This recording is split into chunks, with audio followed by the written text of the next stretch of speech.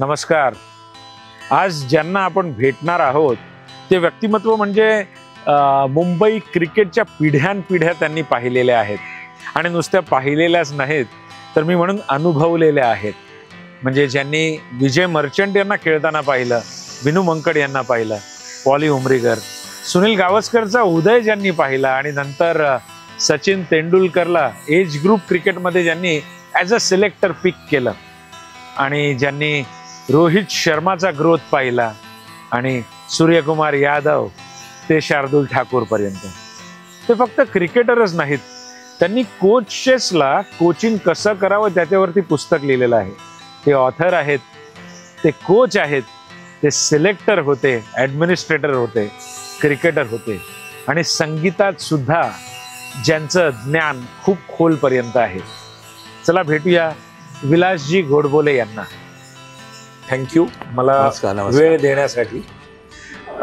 मला सांगा सर की तुम्ही क्रिकेटर आहात, लेखक आहात, ॲडमिनिस्ट्रेटर आहात, कोच आहात, संगीतमय दुनियेत तुमची एवढी इन्व्हॉल्वमेंट आहे. How come this multi dimensional personality you are? पहिली गोष्ट म्हणजे लेखक वगैरे मी नाही, मी गप्पा मारल्या. जरी 3 पुस्तकं लिहिली तरी खरं त्या गप्पाच मारल्या.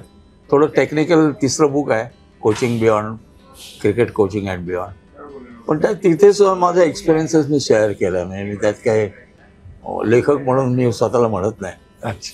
थोडं कसं की क्रिकेट हे थोडं माझे वडील रायपूरचे आणि सी.के. नायडू आणि ते बालपणे एकत्र होते रायपूरला. पण वडील आणि सी.के. नायडू क्रिकेट नाही खेळले, हॉकी खेळायचे. ओके. पण लहानपणात त्यावेळेच्या त्या गांधी मुवमेंट, इंडिपेंडंट मुवमेंटमध्ये शाळा सोडली. वडील लवकर गेले त्यांचे. ओके. आणि मग नोकरी करता मुंबईत आले. ते मुंबईतच सेटल झाले. पण जे ते काय करू शकले नाही ते आम्हाला साई भावांना त्यांनी क्रिकेट खेळायला एनकरेज केलं. आम्ही 6 भाऊ. ओके. आणि साई भाऊ लोकल क्रिकेट खेळलो. मी खेळलो स्टेट लेवल. धाकटा भाऊ माझा युनिव्हर्सिटीला खेळला, वेझोन युनिव्हर्सिटी खेळला, कांता, सगळ्यात कांता, सूर्यकांत.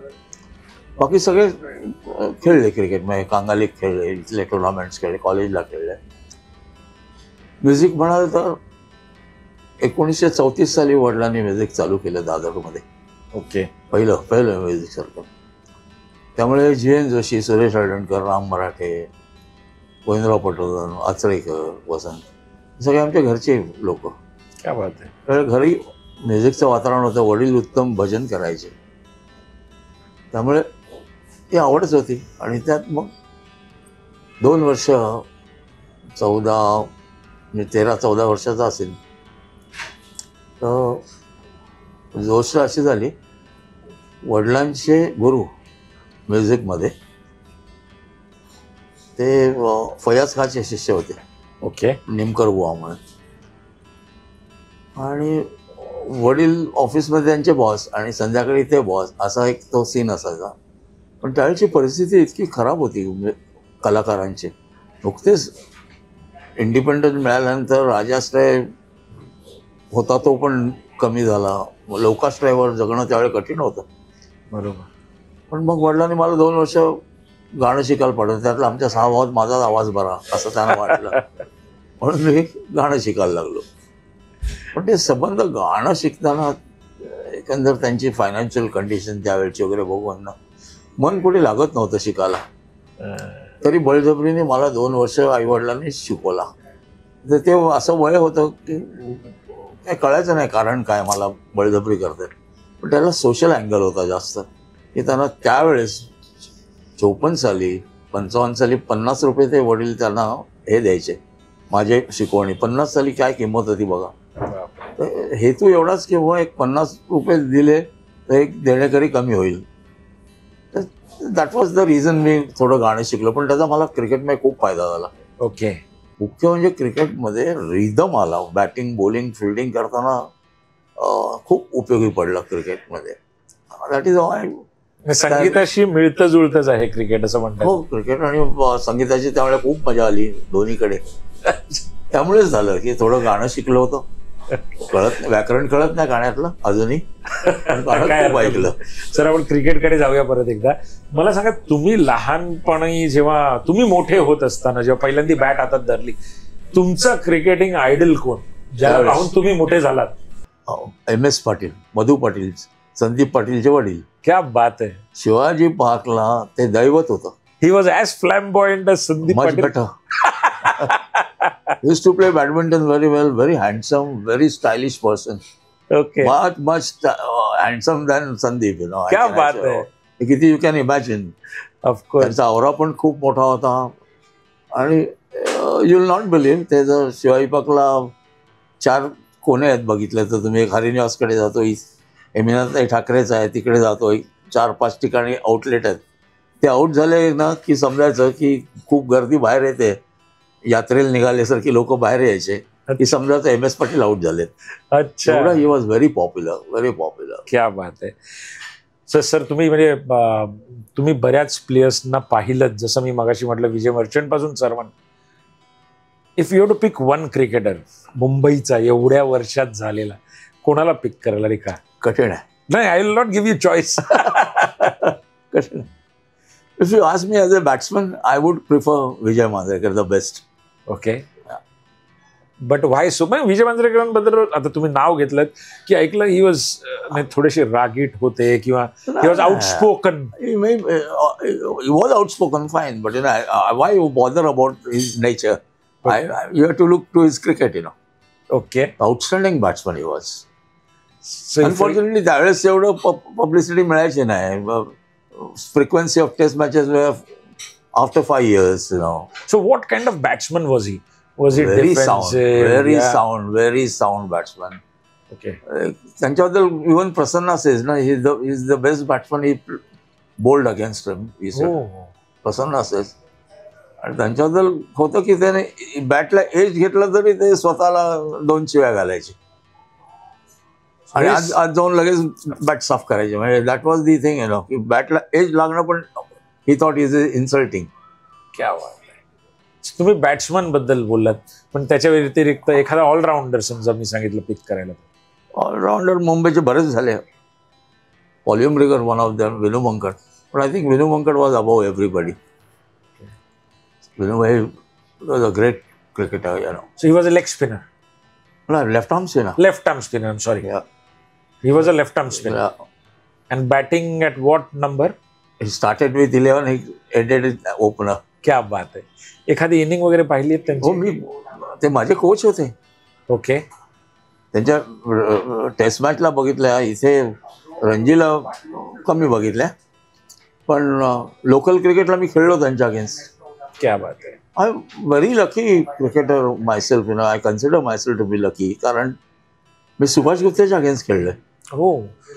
एक शिवाजी पार्कात असं लिहिलेलं असायचं जिमखान्यात, one may be latest but Gupte was greatest. Of course, So he was the greatest. Yeah.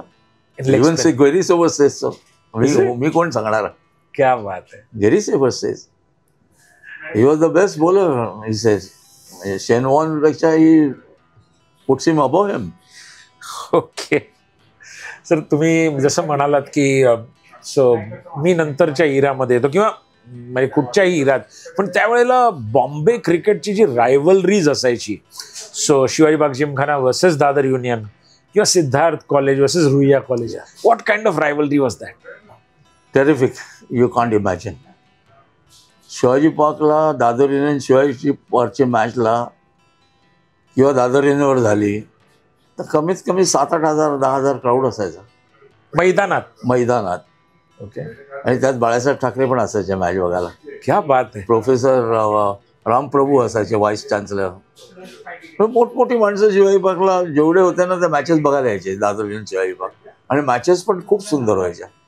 मला आठवतं 3 फायनल्स तालीमच्या त्यावेळेस एवढ्या क्लोज झाल्या की 1-2 वर्ष मला वाटतं शिवाजी पार्क जिंकले 2 रननी, 1 वर्ष दादर किंवा व्हायचं वर्षा काहीतरी. आणि एक खूप मजेशीर आठवण आहे मला त्या मॅचची. आमची शिवाजी पार्कची बॅटिंग पहिली केली आणि दादर युनियन वॉज चेझिंग 210 वगैरे. त्यावेळेस 210 खूप मोठ्या, कारण वाईड बॉल नॉर्मल होता. बरोबर आहे. आणि एक बॉलर 25 ओव्हर टाकू शकायचा.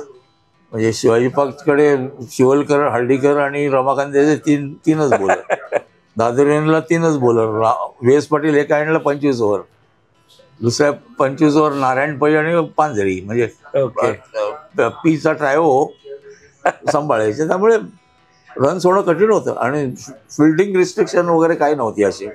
तुम्ही आठवण सांगत होता. तर शिवाजी पार्क जिमखाने 210 वगैरे केल्या. आणखीन आमची बॅटिंग आली आणि शेवटी 2 रन असताना 9 विकेट गेल्या आमच्या. ओके. जिंकायला 2 रन पाहिजेत. तुम्ही दादर युनियन. आणि जगताप म्हणून दादर युनियनचा बॅट्समन बॅटिंग करत होता आमचा शेवटचा. तो मिडल ऑर्डर बॅट्समन, तो शेवटपर्यंत राहिला होता. तसं शेवटची ओव्हर 1 रन जिंकायला, 2 रन जिंकायला, शेवटची विकेट, बॉलिंग कोणी टाकायची. तर सुभाष गुप्तेसारखा एवढा ग्रेट बॉलर त्या नको म्हणाला, मी नाही टाकत. काय म्हणता? आणि हर्डीकरने टाकली. हर्डीकरने टाकली. Manohar Hardikar captain. No, MS Patil असेल कॅप्टन. ओके.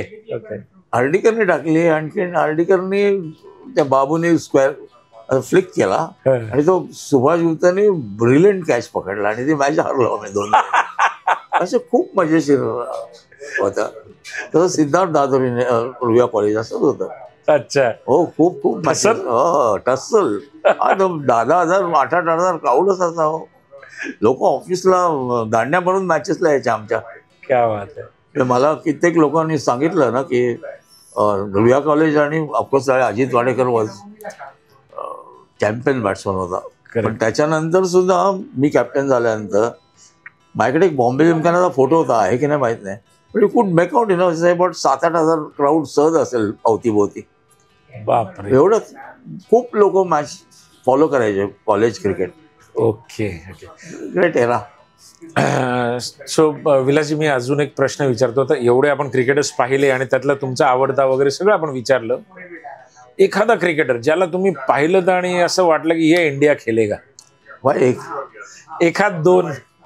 रवी शास्त्री, शिशिर रतंगडी माझ्यासमोर खेळले पहिल्यांदी. तालीम चिल्ड होती, 50 ओव्हरची मॅच. कर्नाटक क्रिकेट क्लब आहे ना क्रॉसला, तिथे मॅच होती. तिथे playing for that club only. आणि रवी शास्त्री, शिशिर रतंगडी बोथ प्लेइंग फॉर कर्नाटका. आमचे युनायटेड क्रिकेटर स्टेडियम. ओके. आणि वी आर चेझिंग 260 रन्स ना, 250 वगैरे काहीतरी. तर मी 100 बॅटिंग असेल. त्याच्या अगोदर रवी आणखीन शिशिरने दोघांनी बॅटिंग पण चांगली केली होती. आणि 100 बॅटिंग असताना मला रवीने डिफेन्स मधून आउट काढला, बोल्ड काढला मला. ओके. अजूनही मला आठवतं, म्हणजे I was very टची about my defence perhaps. Okay. I was so अमेज ना की how he could beat me.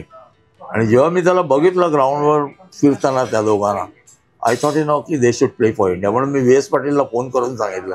व्ही.एस. Patil was their coach. Poddar कॉलेजला कोच. करेक्ट. म्हटलं या दोघांकडे लक्ष ठेवा, हे दोघे खेळायला पाहिजे इंडियाला. अनफॉर्च्युनेटली शिशिर नाही खेळला. तसंच विनायक माने नावाचा एक पोरगा होता, त्याला बघितला तेव्हा मी असं वाटलं की हा म्हणजे गावस्कर, हातंगडी यांच्यानंतर मुंबईचा एक साऊंड ओपनिंग बॅट्समन होता आहे असं वाटलं मला. आणि तो खेळायला पाहिजे. पण अनफॉर्च्युनेटली तो रणजी खेळला आणि तो ऑस्ट्रेलिया समोर एक मॅच सुद्धा खेळला, पण नॉट इंडिया, टुरिंग साइड काहीतरी असेल ते. पण इंडिया नंतर he met with some accident, freak accident, आणि क्रिकेट थांबलं त्याचं बिचारायचं. आणि लेटेस्ट म्हणजे सूर्याला बघितला मी, जेव्हा मी अंडर-22चा कोच होतो. आणि 2010 सालची गोष्ट असेल, 10-11. सूर्या तुमच्याबद्दल बोलतो सुद्धा. त्याचा मोठेपण आहे. अच्छा. ते हल्ली रेअर असतं असं. मोठेपण आहे त्याचा. पण त्याला बघितलं मी, काही बोललो नाही. मी मुलांना 40 मिनिटं बॅटिंग देणारा कोच आहे. मी कधी 10 मिनिटात लास्ट राऊंड नाही म्हणत. व्यवस्थित एक फास्ट बॉलर 20-25 मिनिटं खेळा, स्पिनरला खेळा. त्याला बघत होतो मी. I thought is a different character batsman. आणि त्यांना माझ्याबद्दल काहीच माहीत नाही. मी एकदम मला कोच केला त्यांचा. त्यावेळी माझं वय होतं 70. अच्छा. तर त्यांनी मला क्रिकेट खेळताना बघणं शक्यच नव्हतं. बरोबर आहे. किंवा कोच म्हणून त्यांनी किती माहिती होतं त्यांना माहीत नाही. त्याची बॅटिंग संपल्यावर मी त्याच्याकडे गेलो नेटमध्ये आणि त्याला सांगितलं, mark my words, young man, you will play for India. क्या बात आहे. पण मी जे काय सांगतोय तुला ते नीट ऐक. तुला जर पटलं नाही तर मला प्रश्न विचार. असं कोण सांगतात की नाही माहीत नाही मला. म्हटलं you can ask me question, Y I would love. आणि मी जर तुला लॉजिकल उत्तर देईन आणि तुला पटलं नाही तर तू सोडून दे, खेळत राहा. पण त्या दिवसापासून आमचं जे काही जमलं तर अजून सुद्धा is in touch with me. Same was Shardul Thakur. Shardul ठाकूरला बघितलं आणि मी मिलिंद रेगेला, चेअरमन होता मिलिंद रेगे त्यावेळेस. कुठे पाहिलं शार्दूलला? नेटमध्येच, एमसीएच्या अकॅडमीमध्ये कोच असतानाच. ओके, एज ग्रुप मध्ये? अंडर-22. ओके. त्याला बघितलं आणि यस त्याचे ऍक्शन बघितले आणि मी मिलिंद रेगेला फोन केला. मिलिंद रेगे सिलेक्टर देन? चेअरमन होता अंडर-22चा. ओके. म्हटलं मिलिंदला फोन केला आणि लवकर ये म्हटलं गाडीत बसून. तर काय झालं म्हटलं, एक इंडिया प्रॉडक्ट मिळाला आपल्याला, बघ तू. मिलिंद आला, काय विलास म्हणतो. म्हटलं बघ, हा खेळेल इंडियाला. आणि दोघांनाही मी सिलेक्टर्सना सांगितलं, दे वर लिटिल रिलक्टंट. सिरियाला पण रणजीला घेताना थोडं असं लोकांना वाटत होतं whether is that good, and he proved himself. पण असं काय आहे Suryakumar Yadav, you see that X factor in him. So what is that X factor? पहिली गोष्ट म्हणजे त्याचा कॉन्फिडन्स. जसं म्हणजे काय असं? ज्या तऱ्हेने तो बॅटिंगला येतो तो औरा, त्याचा तो ॲरोगन्स आहे ना. Arrogance is not a bad word. Arrogant आणि ॲरोगन्समध्ये फरक आहे. ॲरोगन्स हा तुम्हाला तुमच्या नॉलेजमधनं आलेला, त्याच्या कॉन्फिडन्समधनं आलेला, तसा मी तो त्या अर्थाने म्हणतो. Okay. I thought is a different boy. So if you have to rate him, or if you have to compare him with somebody? No, I don't want to compare. Okay. Actually, if you ask me, I'm disappointed with him. He should have played in all formats for India. He was such a capable batsman. काय होतं पण इथे मुंबईमध्ये काय होतं माहिती आहे ना, आणि मुलांना दोष देत नाही मी अंडर-22चा कोच होतो 14-15 पर्यंत. म्हणजे 4 वर्ष तो माझ्याकडे. तो त्याच्यानंतर टचच गेला, टचच गेला. आता एकदम मी 4 वर्षांनी त्याला बघितलं आणि आय रिअलाइज की असं काय होतंय. देन आय सेड की बाबा सर्टन थिंग तुला काय केलंस तू, स्टान्स बदललायस, हे बदललायस, काही गोष्टी त्याला डिस्कस केल्या, त्याने काही ॲक्सेप्ट केलं, पण तो स्टान्स बदलू शकला नाही त्याचा. That what stance is having at present, it is good for T20, not for red ball cricket. पण somehow he could not adjust for that. ठीक आहे, ठीक. या पण जसं तुम्ही म्हणालात मुंबई क्रिकेटचं, आणि आपण आता सूर्याबद्दल बोललो, मुंबईत असे बरेच क्रिकेटर असतील जे प्रोबॅबल होते to play red ball cricket at India level. कृतिक उदाहरण खूप आहे. तो एक असा जो वाटतो की तो त्यांनी शिक्कामोर्तबच करायला पाहिजे आणि नाही. Nobody else than Shivalkar. Paddy कोण नाही त्याच्याजवळ. बॅड लक. कोण कारणीभूत आहे? बॅड लक. ओके. बऱ्याच वेळा काय होतं माहिती ना, लूज टॉक सुद्धा harms you in cricket, in life. I thought की in Mumbai I have suffered myself, many cricketers have suffered because of loose talk of senior cricketers.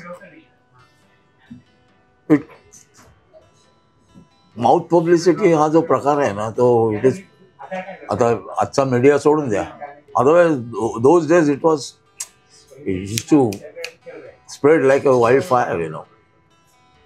कित्येक वेळा असं बोलल्या गेलं की बेदी आहे तिथपर्यंत याला नो चान्स वगैरे असं.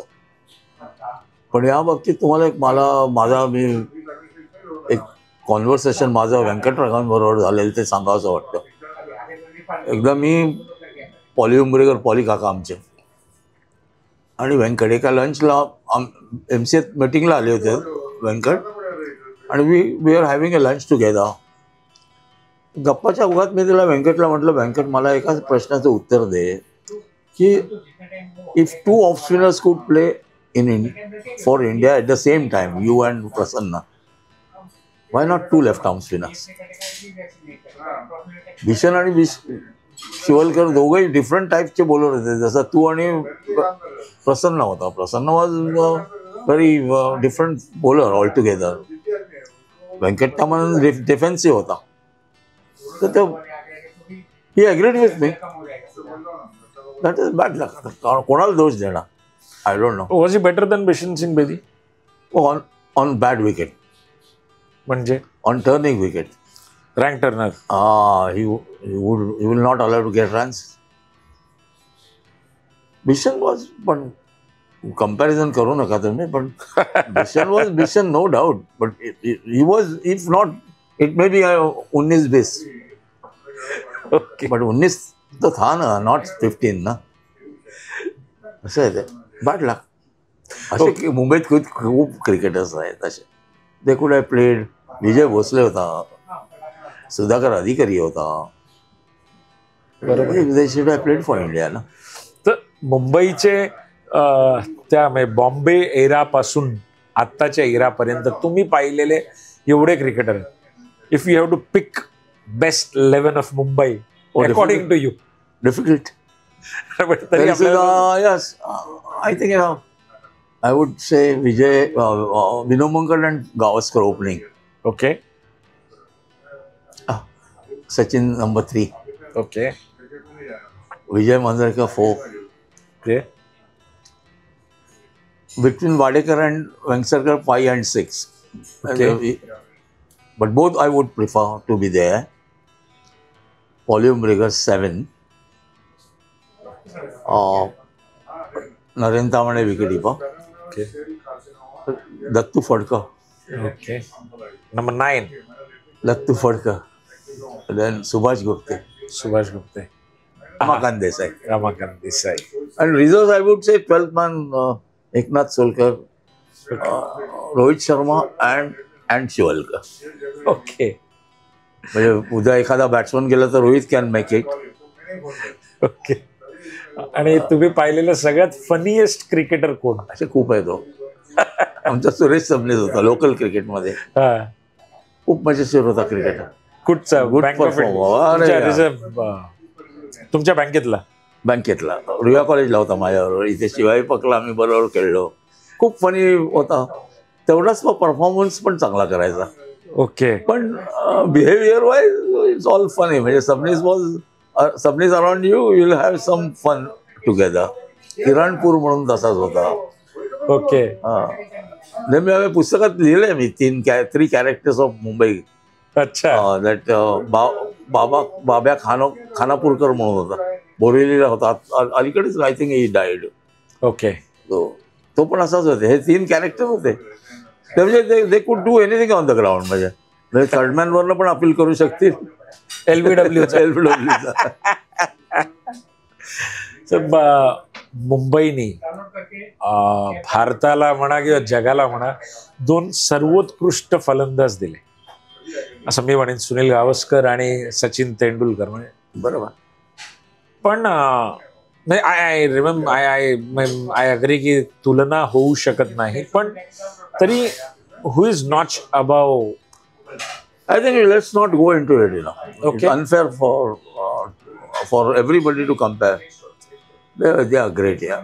There are no other words. So I don't think it is proper to say he's better or he's better. They played in a different era, different position. सगळ्याच गोष्टी वेगवेगळ्या होत्या. रूल्स वेगळे. Playing conditions were different. Rules playing. Okay. So ह्या दोघांपैकी you would like one of them to bat for you for your life? No, both of I will prefer. You want to be politically right? I'll pray God. I want both. पण तुम्ही सचिनला तर एकदम लहान असताना पाहिलं. खूप लहान असताना पाहिलं. I was one of the selectors when he was picked for when he was 12 or 13, and we made him play under 14, 17, 19. क्या बात है. That age, huh? That age. So he was impactful even then. Oh, Bob. तो Vinod Kamble. One more batsman was there like Mayur Kadrekar was good. Unfortunately couldn't make it. Sachin was Sachin all together. तुम्ही एका coaches वरती book लिहिलेलं आहे की कोचिंग कशी करावी किंवा काय करू नये, dos and don'ts of coaching, तुम्ही त्या बुक मध्ये मेन्शन केलेलं आहे. इतक्या साऱ्या कोचेसचं तुम्ही त्याच्यात नाव लिहिलेलं आहे आणि त्यांच्या क्वालिटीज सुद्धा. एक कोच यू विल रिमेंबर, म्हणजे will always be the top of your mind. काय जसं आपण म्हटलं कम्पेअर करू नये ना.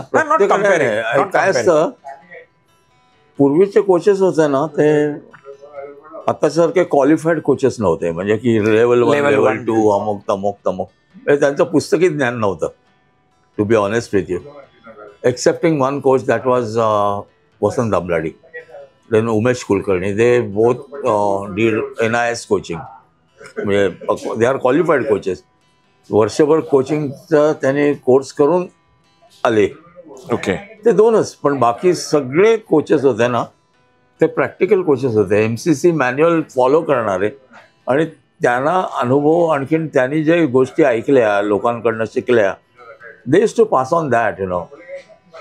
So all those coaches, Anna Vaidya घ्या, तिकडे PK कामत घ्या, नंतर वजीबदार होते, विनोबाई होते,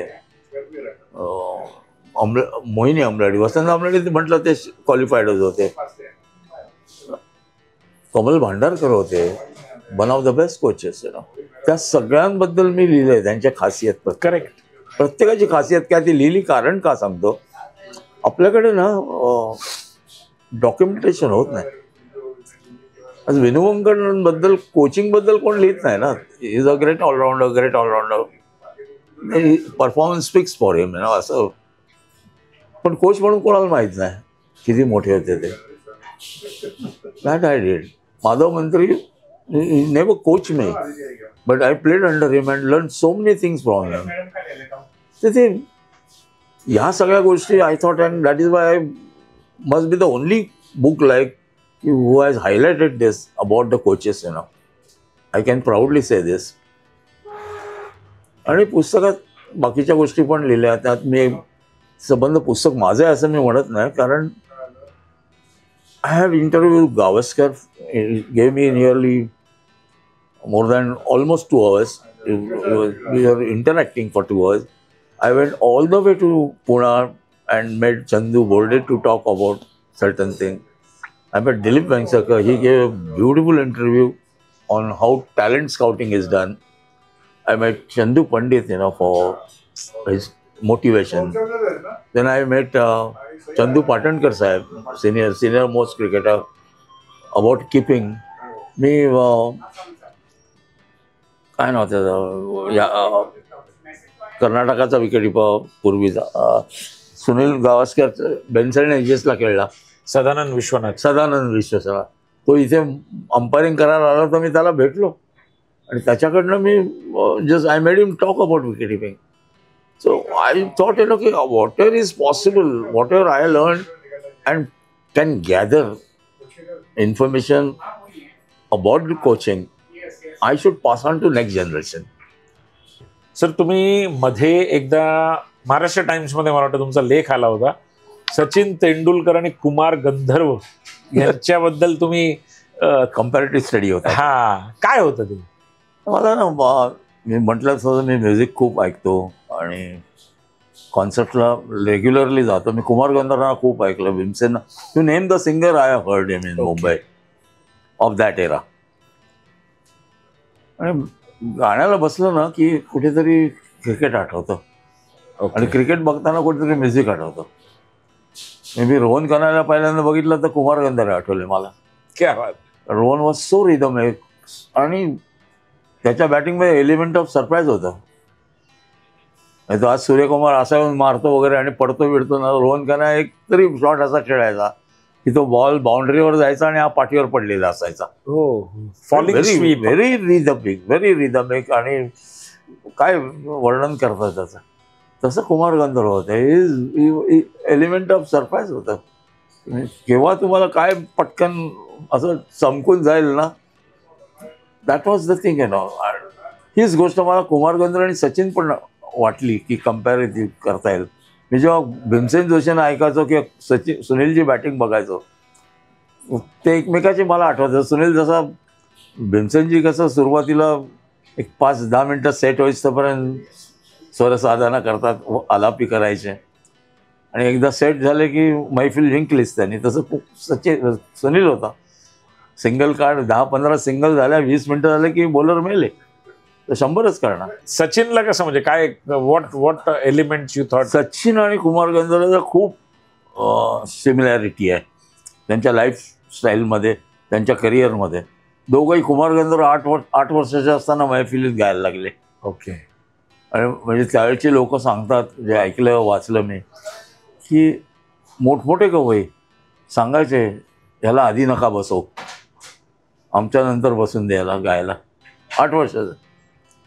सचिन तसंच 12 वर्षाचा, 16 वर्षे तो टेस्ट खेळला. बरोबर. दोघांचा कॉन्फिडन्समध्ये कसा होता की मी कुमारजींना खूप ऐकलं. कुमारजी मैफिलीला येऊन बसले की ते राग पेश करताना ते मी गातो नाही म्हणायचे, मैं सुनाता हूँ.